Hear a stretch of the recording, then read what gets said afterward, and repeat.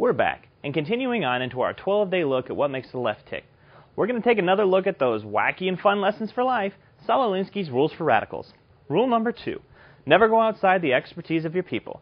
And what better way to do that than to surround yourself with a bunch of like-minded radicals who are experts on everything? The president has appointed a total of 32 of these czars, and guess what? None of them were ever confirmed by the Senate. I thought we could take a look at 5 of these individuals who, frankly, scared the pants off of me. Number 1, Energy and Environment Czar, Carol Browner. Reports directly to the president, and guess what? Makes $172,000 a year. She coordinates energy and climate policy and was the EPA administrator during the Clinton era. While in private talks between the White House and Ottawa officials, no records were ever kept of the conversations. That means that no one knows what caused the sudden increase in fuel efficiency standards. And in 2003, a federal judge fined the EPA because some of their records during the Clinton administration had been purged, and guess what? Browner's along with them. Number 2, Green Jobs Czar, Van Jones. Responsible for green jobs to keep flowing throughout the entire country. Founded an organization called Green for All and generally thinks that trees and plants are swell. Arrested in 1993 during the LA riots, and again in 1999 during the Seattle protests against the WTO. He is also declared communist and formed a socialist collective called Standing Together to Organize a Revolutionary Movement. Number 3, Information Czar, Vivek Kundra. Officially known as the Federal Chief Information Officer, is in charge of setting technology policy across the government.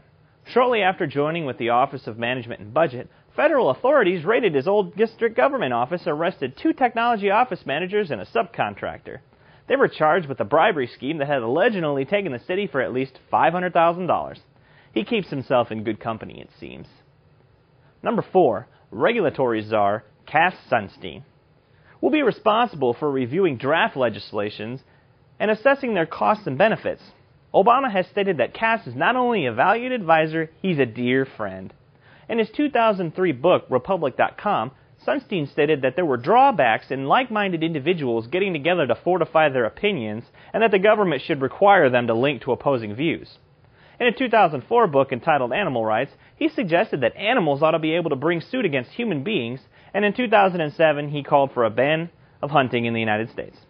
So it's needless to say he is not on the NRA's Christmas wish list this year.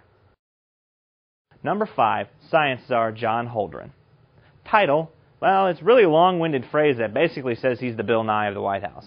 In 1971, Holdren co-authored a book entitled Ecoscience, Population, Resources, and Environment. The book includes this statement: population control laws, even including laws requiring compulsory abortion, could be sustained under the existing Constitution. Well, there you go. A short look into a handful of individuals that the president surrounds himself with. The list goes on, and other sources like Beck or other media outlets can give you a full picture if you want it. But why surround yourself with a ton of people with varying expertise? That's so you'll never be caught off guard, and I think we can call rule number 2 a wrap. See you next time on Liar Liar's 12 Days of Radicals.